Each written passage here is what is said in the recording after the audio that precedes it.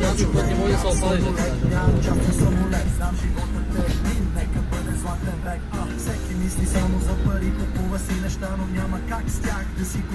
Те са казал машата, аз никой не ме страх. Те са казал машата, че мен никой не ме страх, че мога да се обосна някъде. Страх ме мета не ме обосна някъде. Ти ме страх, Миленски. Някой друг да не те обосни. Кара си, брат, не се яви и поправиш. Бачи, като внимаваш, много по-малък шанс. Аз се карам разумно, той ще не ме страх, че се обосна някъде.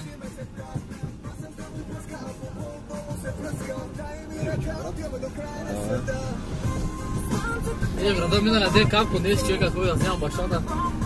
Един завой човек. Знаеш, с моята пробвах, даже не мога, гумите много добри, брат, направо не мога да поднесе човек.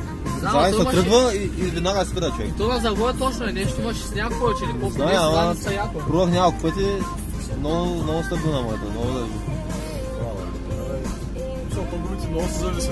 Да бе, аз съм гледал тест на BMW с чисто ново BMW с летни гуми и някакво от старите с зимни. И то старото няма никакви системи, такива, никакви работи. И старото успя да изкачи боера, а новото не можа с системите. Значи виж гумите каква работа играят. Значи каквито системи да имаш, с някакви галоши, брат, не може да караш. Аз бях справил на кръстовище. Хората не го съзнават. Аз справил на кръстовище, ама много някакви светни карат зимата, аз не мога да разбера ти. Ти е много опасно. Всякакви любопрени има човек. Една мацка има срещу мен, Сашо, кара. Сигурно изпарва яко. Ти се загледал, сигурно и си поднесъл. Не, защото имаше кола. Щом се заблял, че да мацка, да си поднесъл, значи вижки подробно се знаеш за околностите. Да се направи интересно. Да. Как беше мацката? Заслужаваше ли си не? Не знам, то кола тъмно беше, не да я помня. Ма я видя иначе. Мисля видях, че е някаква. То трябва да е по-бързо да мина, да ни чакам на кръстовището. Бях спрял и рязко тръгнах на завоя. Свих рязко на завоя, брат, тя на завоя забуксува, брат. Добре.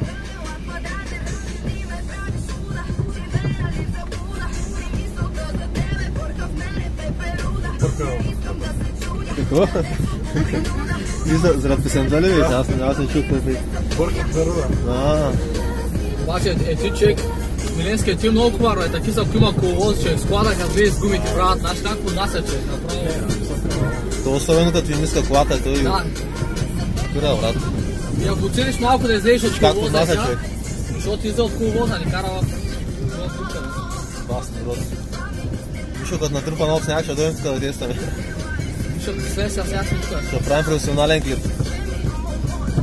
Ще слезем и отвънка даже, ще да снимам как е. Тук, ако нямаш таки спробва, си може да се кара много смело, брат, да рискуваш. Чуй ти казвам, че било на Озана, като те се пускат да карат, ама там няма пропаст, смисъл. Това е път. Там само поляни, няма какво да отидеш. Ще ти казвам, и те си карат, брат, и е много яко, пък тук няма как да караш. Там на Гавро, нагоре още. Там много високо. Там винаги има много сняг. Аз не чуя, кой викаш, а друга да не е горе. Вау! Ето седи танк, няма да го седиш. Ще качи там. Не, няма да го качи. Няма да изгориш 1000 лева гориво. Ма ще го качи за това време.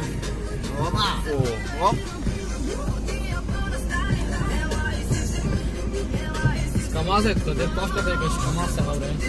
Де павката по комунистическите неща. Камаза няма да го седи толкова. Комунярата? Същия. Знаеш, съм гледал Сашо клипът. Миленски по едакъв бърчек. Едакъв бърчек, камаза окачва почти на 90 градуса. Как ни поднася, брат, как окачва? Стари някакви ама направо. Как издържа да ни поднесе надолу гумите, даже знам.